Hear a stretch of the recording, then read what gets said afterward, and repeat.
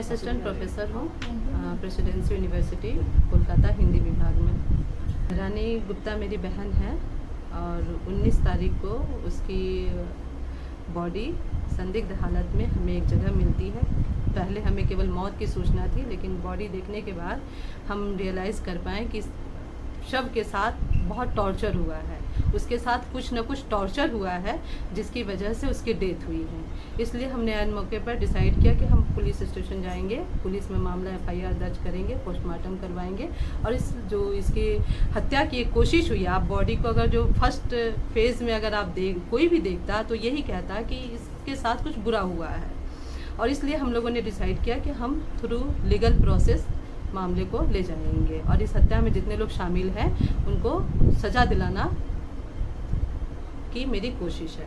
पहले तो बॉडी हत्या की मौत की खबर सुनने के पहले तक हमारे दिमाग में ऐसा कुछ नहीं था। हमें लगा कि हम बॉडी को कल्याणी हॉस्पिटल से डिस्चार्ज कराएंगे और जो क्रिया संस्कार जो भी प्रोसेस है उसके तहत जाएंगे। लेकिन जब हम लोग हुकुमचंद जूट मिल तक पहुँचे और हमारी छोटी बहन जब गाड़ी के जिस पे शव रखा हुआ था, जब ऊपर वो जाकर चेहरे का एक फ़ोटो लेने की कोशिश कर रही थी तो चेहरा एक और लुढ़का पड़ा था, जिससे देखकर चेहरा बड़ा नॉर्मल लग रहा था। उसमें कहीं कुछ शक की कहीं कोई गुंजाइश नहीं बन रही थी कि उसके साथ कुछ टॉर्चर हुआ है। लेकिन जैसे उसने चेहरा सीधा किया और उस फ़ोटो लेने की कोशिश की गई तो एक साइड चेहरा पूरा जला हुआ था, जैसे लग रहा था कोई चीज़ रख कर उसके मांस को निकाल लिया गया है, उस चमड़े को निकाल लिया गया है। लास्ट वहाँ चेहरा देखने के बाद हमने उस समय तक केवल चेहरा देखा था।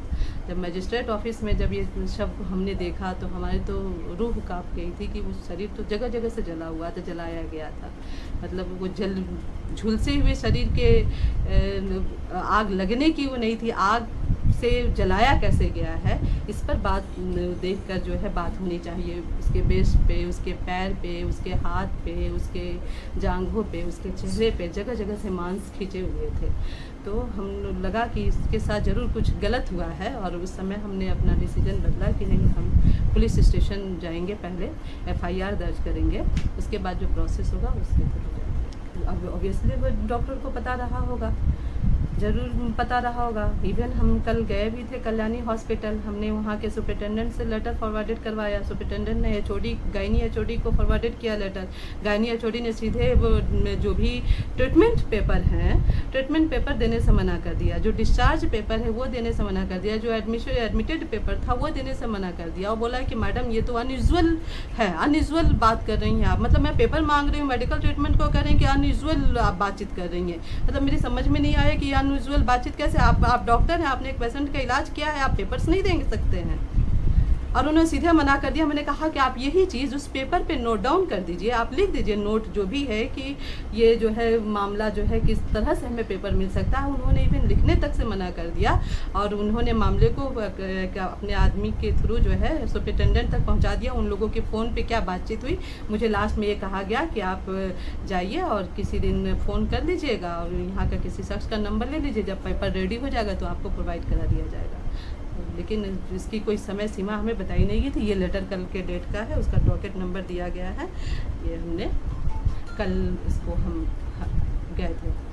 डेथ सर्टिफिकेट जब हुकुमचंद जूट मिल के पास हमने लाश को देखा और उसी समय जो लोग थे उसे हमने डेथ सर्टिफिकेट की क्या कागज़ है, मेडिकल ट्रीटमेंट पेपर्स कहाँ है वो दो, तो उनके पास केवल डेथ सर्टिफिकेट था। और रानी उसमें क्या लिखा हुआ है? डेथ सर्टिफिकेट में जो हत्या के वो जो मरने के जो टर्म यूज़ किए गए हैं, वो चूँकि वो प्रेग्नेंट लेडी थी और प्रेग्नेंट की वजह से जो मौत होती है, जब हमने गूगल पे उस टर्म खास मेडिकल जो टर्म यूज किया गया है उसमें एक नेचुरल डेथ की शक्ल देने की कोशिश की गई है, लेकिन वो नेचुरल डेथ नहीं थी। पुलिस तो भाटपड़ा पुलिस ने तो केस को दर्ज करने से ही मना कर दिया। वो हम जब 11, साढ़े 11, सवा 11 के बीच में भाटपड़ा पुलिस स्टेशन पहुंचे हैं तो पुलिस में जो वहाँ टेबल ऑफिसर था पुलकेश पात्र या समथिंग पुलकेश पात्र, उनसे हमने कहा, पहले बरबली बात की, उनको घटना बताई तो उन्होंने कहा कि मैडम ये मामला जो है कल्याणी पुलिस स्टेशन का है, कल्याणी पुलिस स्टेशन दर्ज करेगी। फिर हम सोचे कि शायद रिटर्न ले जाते हैं, देखते हैं रिटर्न से ये मानते हैं कि नहीं। जब रिटर्न ले गए तो उन्होंने तब भी मना किया। मैंने कहा आपका जो वर्जन है कि कल्याणी कल्याणी पुलिस स्टेशन का मामला, आप इसको फॉरवर्डेड कर दीजिए कल्याणी पुलिस स्टेशन। उन्होंने वो भी करने से मना कर दिया। उसके बाद वहाँ जो उस हत्यारों के घर के कुछ लोग थे वो भी बाहर हम लोगों को जो है टॉर्चर कर रहे थे, बार बार गालियाँ, कुछ महिलाएं थी जो गालियाँ बके जा रही थी लगातार, हम पर मेंटल दबाव बना रही थी। कुछ लड़के थे जो गुंडे किस्म के दिख रहे थे और हमें देख लेंगे और हमारे ऊपर कुछ जो है उनका वो हमले करने की कोशिश कर रहे थे। उसमें 1-2 लोगों का नाम तो याद है, 1-2 लोगों के चेहरे याद हैं, जिसका चेहरा मुझे नाम याद पता नहीं है कि ये लोग कौन लोग हैं। लेकिन कल भाटपाड़ा पुलिस स्टेशन का रवैया उस समय बहुत ख़राब था और उन्होंने सीधे सीधे हम लोगों को, हमारे पूरे परिवार को मिसगाइड किया इस मामले में। बाद हम कल्याणी पुलिस स्टेशन गए। कल्याणी पुलिस स्टेशन के जो ऑफिसर थे वहाँ पे वो कहें कि मैडम आपको सीधे सीधे मिसगाइड किया गया है। मैं आपको लीगल प्रोसीजर बता दे रहा हूँ, क्योंकि दोनों परिवार जो है कल्याणी काकीनाडा के हैं, तो ये भाटपाड़ा पुलिस स्टेशन के अंतर्गत ये मामला दर्ज होगा। दूसरा प्रोसेस ये हो सकता है, कल्याणी पुलिस स्टेशन में अगर मामला दर्ज होगा तो इसके लिए कल्याणी हॉस्पिटल से एक लिख कर कागज प्रोसेस मंगा कर आप मुझे भिजवाइए, तभी जाकर जो है ये मामला जो है दर्ज किया जाएगा। हम कल्याणी हॉस्पिटल गए, कल्याणी हॉस्पिटल तक 4 घंटे तक बैठे रहे लाश को लेकर। उसी तरह सुप्रिटेंडेंट के ऑफिस में गए, किसी ऑफिसर को खोज रहे थे, कोई हमें नहीं मिला।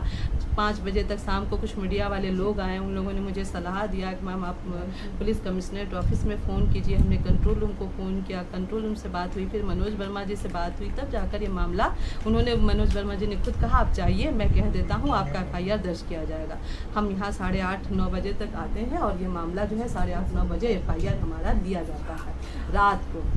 मैंने पूरा दिन हमें लग जाता है एक FIR करवाने के लिए, और किस तरह से पूरा प्रशासन हमें जो है मिसगाइड करके हमारे साथ जो है, उसके पीछे क्या दबाव थे इस काम के पीछे, इसका भी पता लगाया जाना चाहिए।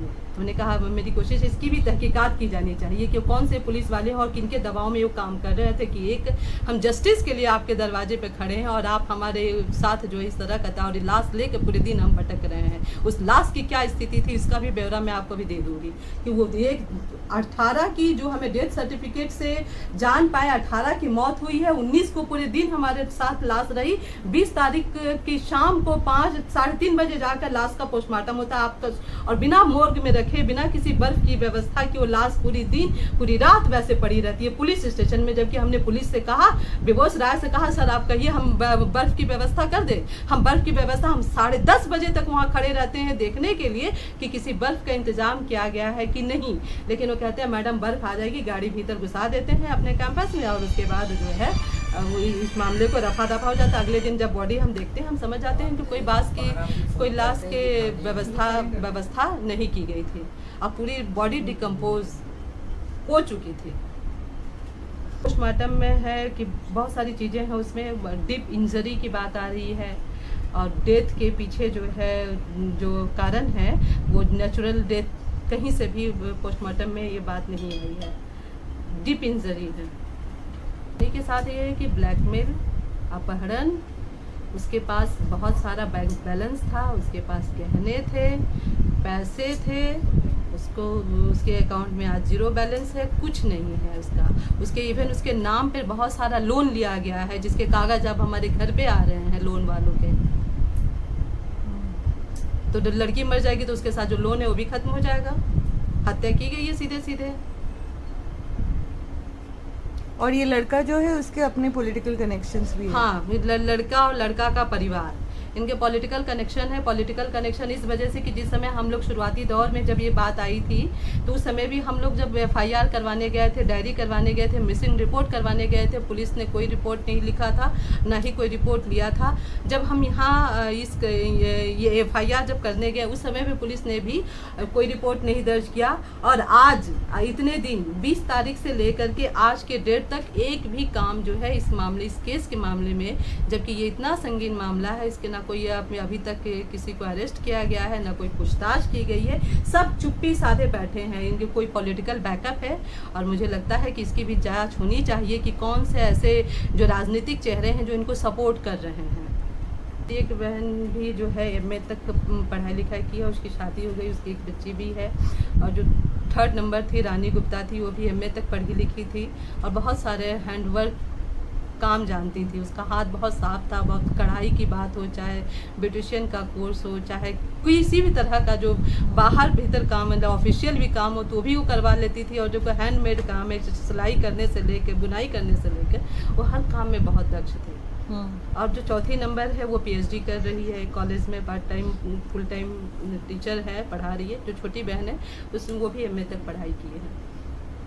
तो सारा हम सभी बहनें ने, हमारे माता पिता ने सभी को शिक्षा देने में कोई कमी नहीं रखी। तो बहुत स्ट्रगल किया। हमारा चूँकि पापा जूट मिल में थे तो हम सभी बहनों ने अपने पढ़ाई लिखाई का खुद ही खर्च निकाला, खुद ही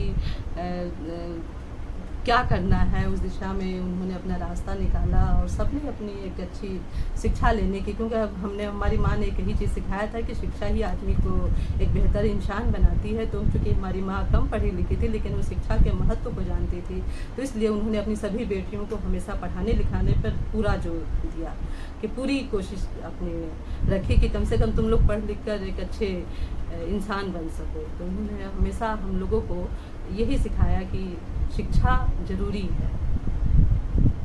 इस सिचुएशन में है और खुद हम लोग अभी अपने घर पे नहीं रह रहे हैं और हम लोगों को लगा कि भाई अब हम एक अच्छी पोजीशन पे आ गए, हमारा परिवार को एक अच्छी हम जगह से दे सकते हैं, अच्छी दुनिया दे सकते हैं। लेकिन एक ऐसा केस सामने आ जाता है जो हमारा पूरा परिवार इसकी वजह से हिला हुआ। हम खुद अपने घर पे नहीं रह रहे हैं, हम अपने एक रिलेटिव के, हम अपने ही बहन के अपने एक दूसरे जगह ठहरे हुए हैं, क्योंकि हमें बार बार जो है टॉर्चर किया गया, बार बार हमें धमकियाँ दी गई हैं, हमारे परिवार को नुकसान पहुंचा सकते हैं जो हत्यारे हैं, जो गुंडागर्दी करने वाले लोग हैं। तो इसलिए जो है हम इस कोशिश में भी हैं कि हम अपने परिवार को सुरक्षा दे सकें, एक सुरक्षित लेकर चल सकें।